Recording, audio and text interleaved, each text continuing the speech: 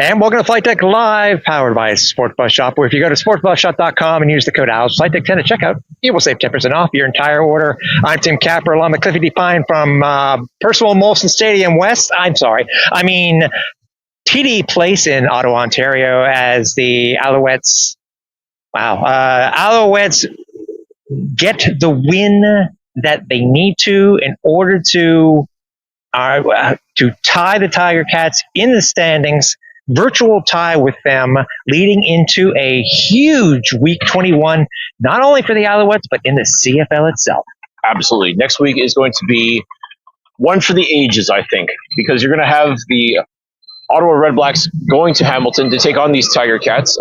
Unfortunately, the only thing the RedBlacks have to play for is pride, and maybe if they feel like they want to be a spoiler, despite the fact that they just lost 2 straight to the Alouettes, they're going to have to, if Montreal wants to claim first place in the CFL East, they're going to need these same RedBlacks to show that same effort that they did in the fourth quarter against Hamilton.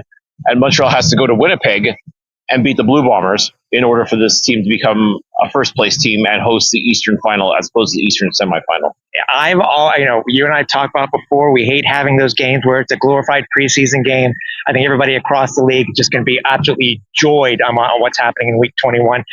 This was no preseason game, let me tell you. No. It's right. The score itself, I don't think truly tells the story. 39-28 for the Alouettes. Yep. The RedBlacks covered. If you're a gambler, the RedBlacks covered. So I guess You're right, they did. That's good, I guess, for them. But it ended up being a very interesting game. And whether or not you like that or not is, your mileage may vary. But this truly was a very interesting game, and a game I think that the Montreal Alouettes needed to play in the sense that they needed to be tested. They needed to know that they could handle themselves against basically anybody in this league. Yeah, that's true. So the Alouettes with the win, they do move to 10-7 on the season. As I said, virtual tie with the Hamilton Tiger Cats. They've now beaten the Ottawa RedBlacks 11 straight times. They've also won here at TD Place 12 straight times. So they now have that dozen of eggs that they need to have. And also, too, and because it's something that we can't forget, is that now Davis Alexander is 11-0 as a starter. Sensational. There's just no other way to describe this kid. He is one of one. There's really no other way to explain just how incredible he's been. He's been through it all this year. He's gone through injuries. He's had absolutely phenomenal games. He said this past Monday's game at home was not his best game, and I don't really want to agree with him, but at the same time, he still improved on it this week.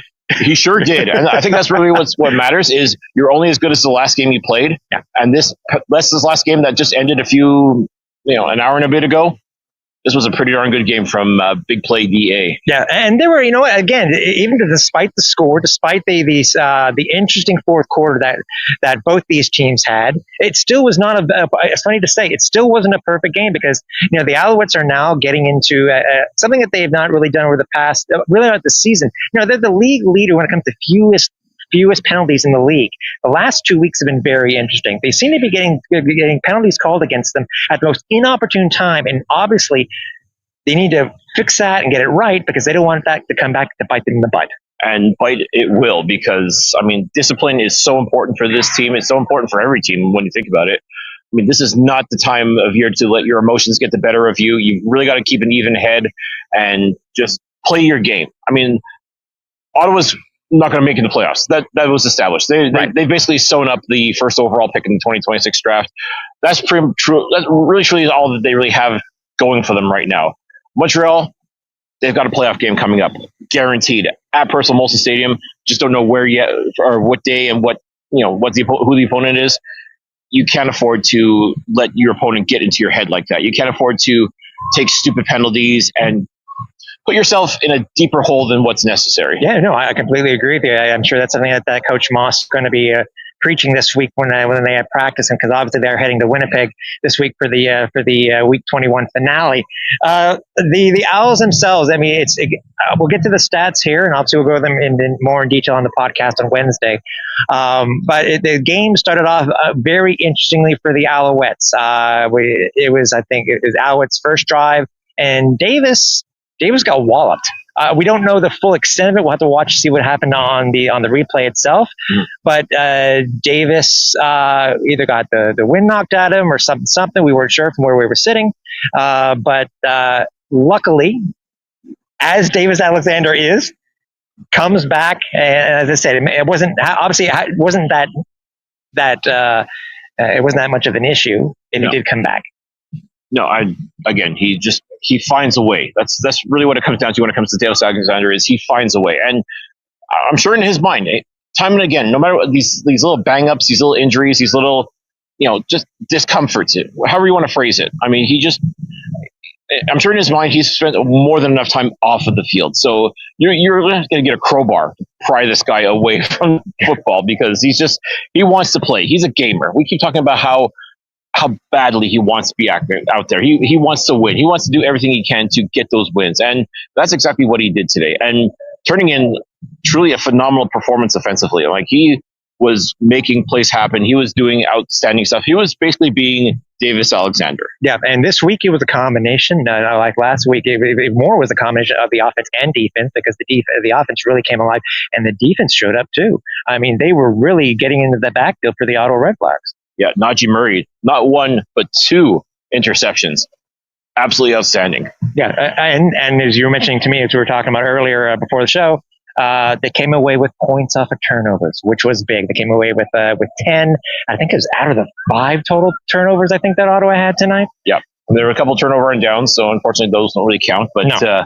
Tyrese Beverett too had a absolutely sensational pick as well. I mean, we can't say enough good things about Tyrese Beverett. I mean, he's on one. And you talked about this defense as well, like just coming together at the right time, just clicking as we expect them to. That's the thing. We've expected this defense to play outstanding year long. And there were times today, though, they were spending just a little bit too much time on the field. And you can start seeing that, okay, maybe we're starting to catch up to them. They're starting to get a little winded because we're so used to Davis Alexander extending plays, extending drives, keeping the offense on the field. Wasn't happening too much today. I mean, at least towards the second half, but at the end of the day, these guys still found the way to win. They still found the way to show their dominance, and now this Alouettes team is 10-7 with 1 game to go. Yeah, Davis Alexander today, he was 21 of 31, Cliff for 328 yards and 2 touchdowns, no interceptions. The one minor thing I think that we were talking with a few people about post game is that they need to shore up the O-line because he was sacked 3 times tonight. Now, whether the sacks were on DA himself or whether it was on the O-line, it's something that needs to be fixed to sweep because I think, if I'm not mistaken, this is the most sacks that have gone against Davis this season in every single one of his starts. Yeah. What doesn't help, though, is unfortunately Donnie Ventrelli, who's, as far as I'm concerned, he would be my pick for most outstanding offensive lineman for the Montreal Alouettes. He went down to injury, needed basically his teammates to help him get off the field. Like he could not put any weight at all on his leg. So I don't know if it was an ankle or knee or whatnot, but it did not look good. And you do not want to be losing anybody at this time of year, but someone who's been playing some outstanding football for the offensive line, one of the bright spots as far as I'm concerned. For sure. And to have him go down to injury is not ideal. I'm hoping it's not as bad as what it looked, but he did not return to the game. So that's a very telling sign right there. Yeah. For rushing, Stevie Scott he had a very good first half. Picked it up a little bit slow after halftime, but was able to pick it up when he needed to. 13 attempts for 63 yards and a touchdown tonight. That's it. I mean, he's been on one for the past couple of weeks in relief of Sean Thomas Erlington and Travis Tice. He's looked outstanding. I mean, and you can tell that he wants it too. He wants to be RB1. He wants the rock. You give him the rock and he's going to make magic happen. And that's exactly what he's been doing as of late. Yep. And the other touchdown, by the way, went to Shea Patterson, who was doing his best Ralph Wiggum impression. If you know, you know. If you know. My goodness. Like, I'm, again, happy for Shea because a lot of people don't really give the short yardage quarterback a whole lot of love. But listen, those touchdowns count just as much. And he's doing the thing this year. I mean, with Caleb Evans gone with his ACL, that's tough. That was a bitter pill to swallow. But Shea Patterson has come in and just performed very nicely in that role. In that short yardage role, he's just been nothing short of outstanding. Yep, for sure. Receiving tonight, we had two guys that both over 100 yards for the longest time. Austin Mack was leading the team in receiving, but tonight it went to Tyler Snead. 7 receptions, 9 targets, 114 yards. Austin Mack, 5 receptions, 8 targets, 108 yards, and a touchdown.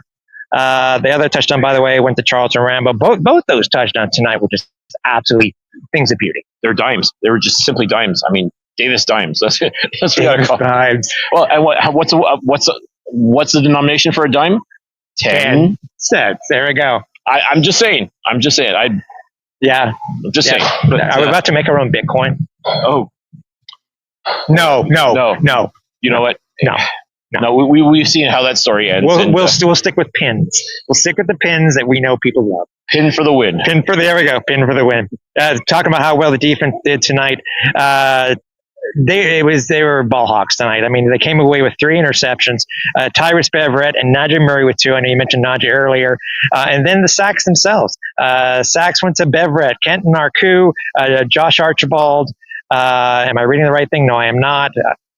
Quarterback sacks. It went to, Kenton Arku, Mustafa Johnson, Josh Archibald. I was close. But still, 3 tonight. Again, it didn't matter who the quarterback was, as it has been. This defense, it was just balling. Yeah, and again, a lot of people were expecting Tyree Adams to do a decent job today, and I think by and large he did, considering the circumstances with this Ottawa RedBlacks team. Mm-hmm. He's basically being thrown into the fire and expected to come up with something, and he made a game of it. I'll give full marks to the RedBlacks. They definitely made things interesting in the fourth quarter.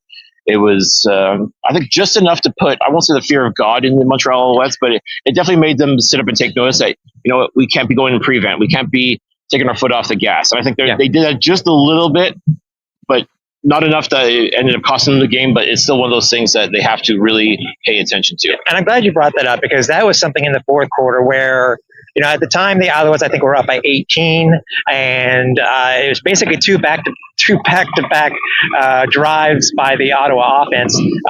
One was a long one. They were able to recover an onside kick and was able to score another touchdown. It got concerning there for a moment, but Alouettes get the ball back after recovering the onside kick, and they put another 3 on the boards to basically ice this game away. Yeah. Once again, it's not how you start, it's how you finish, but I personally would have liked to see this Montreal team just put the foot on the neck just a little bit more. Yeah. Okay, you know what? At the end of the day, getting the win is the most important thing. As I said, this team is now 10-7 with 1 game left. They can equal their record of 11-7 that they went in 2023, where they ended up winning the Grey Cup. And I mean, there's a lot of parallels to that 2023 team to the team that we see before us here in 2025. There's a lot to like. There's a lot of that good feeling that we saw in 2023. There's a lot, all the doom and gloom that had happened during the season. That's lifted. I think this team right now is trending in the right direction. Now they have to go into Winnipeg next week and just play the best game that they possibly can. Try to get that dub.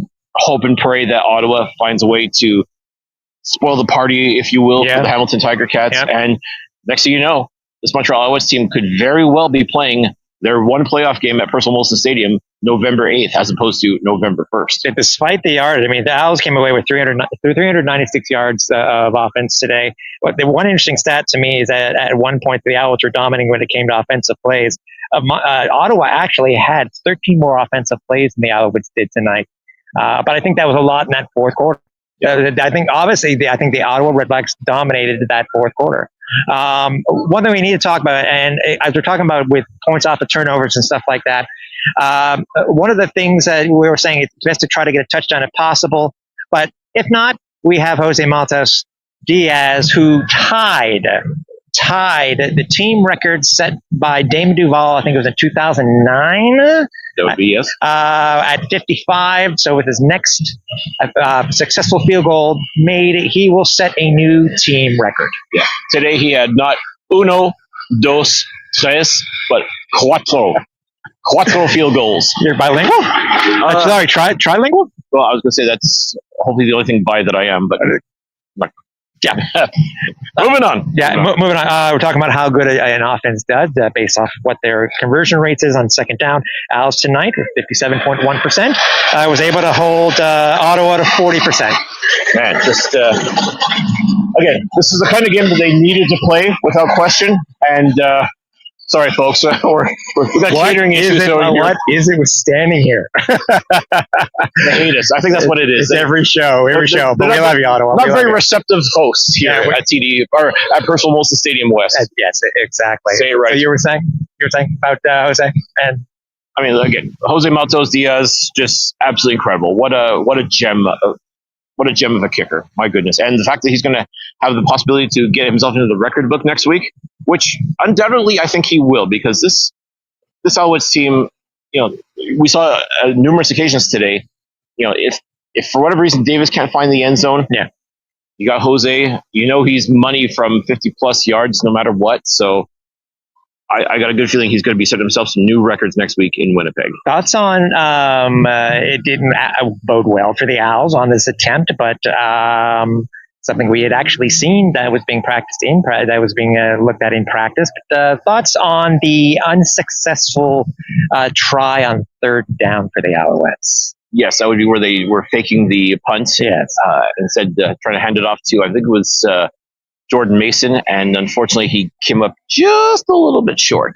Trying to run for the first down. But thoughts on the location of where they did it? I mean, obviously you want to try it at any spot on the field, but them trying it on their side of the field, just their side of the 55. It was at a point in the game where I was very surprised that they did try it.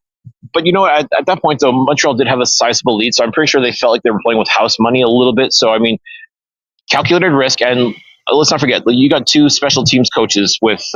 Brian Archambault for the Alouettes and Rick Campbell for the RedBlacks. They're not afraid to pull out some trickeration, and Ottawa did a very admirable job of that as well today with their onside kick recovery. Yeah, very similar to what we saw this past Monday against the same RedBlacks. Same RedBlacks, trickeration. One of the best made-up words that is stuck in the lexicon of football, has it? 100%. And again, it's only crazy if it doesn't work. I'm sure that's the mentality of whether it's Archambault or Campbell as far as try it, throw it against the wall, see if it sticks. Why not? And you know what? Especially for Ottawa, I'm sure they're at that point too. It's like, you know what?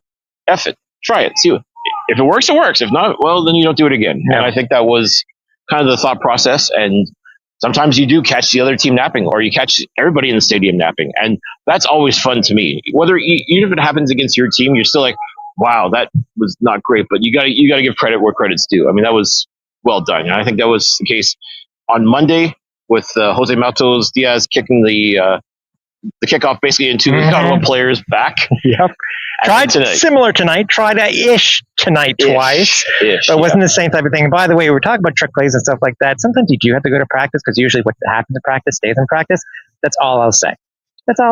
Yeah, I'm not saying that they're going to necessarily spend their entire practice time working on trick plays, but every once in a while you throw something in there just to keep everybody's, keep their guard up a little bit. Just make them pause for consideration just a little bit. Exactly. By the way, I want to give a shout out. We found out that there were 7 buses full of Alouettes Nation who ended up here at our house at Personal Molson West tonight.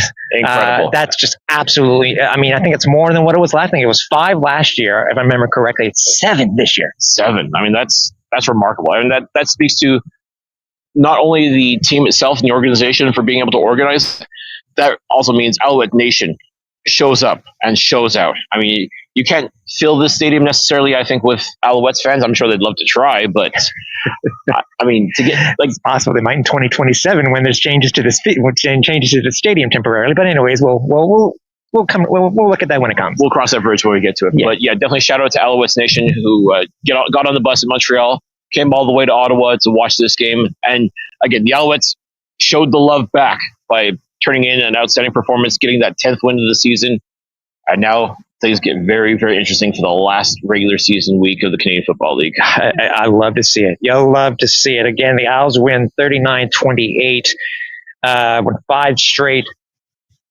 Virtual tie for first place in the East. So week 21 will actually mean something in the East for both teams. Yeah, let's not forget, too, that Hamilton, unfortunately, does own the tiebreaker over the Alouettes. So if the Alouettes do beat the Winnipeg Blue Bombers and the Hamilton Tiger Cats do beat or Red Black. Red Black. Either way, if Hamilton wins, they are Eastern champs. Yes, they control their own destiny. Yes. So Montreal has to work twice as hard and hope and pray for a miracle with Ottawa versus Hamilton. But we'll see how it all turns out, because I mean, the Canadian Football League, you just never know truly what's going to happen until it happens. But again, it's going to make for a very exciting last week of football in the regular season this year. That is true. That is true. So if you miss any part of this broadcast, and you can watch it on archive over on X, Facebook, or over on YouTube. Speaking of YouTube, if you're not following us, hey, please hit the like button and then make sure that you did check your bell for when we do go live, because you will get a notification, whether it be for any of our shows, whether it be the Alouettes Flightdeck podcast, or whether it be Flightdeck Live. You want to make sure to know when we do go live. Yeah, absolutely. Like, subscribe, all that good stuff. We appreciate each and every one of you tuning in. I mean, it's Saturday night, right? I mean, this is when people usually go out and party or go for dinner or do something. But if you're choosing to stick around and watch us do our thing, we appreciate each and every one of you doing it. So much fun. It's so much fun coming to our home away from home, if you will, Perth Molson Stadium West, to watch a football game and to get that kind of effort from the Alouettes. You'll love to see it. You absolutely love to see it. Yeah, Owls do win. They've beaten the Ottawa RedBlacks 11 straight times and have won here at TD Place 12 straight times. So I can't do 12, unfortunately. No, neither can I. We can do 6 and 6. But anyways, so we will be seeing you on the podcast on Wednesday, and this will be available in audio form within the next about 12 hours. But hey, best just you watch live. You get to see this great view behind us, and you get to see our pretty faces. Absolutely. Yeah. So for the last time here at Personal Molson West, aka TD Place Stadium, for Cliffy D, I'm Tim Capper. We'll talk to you soon.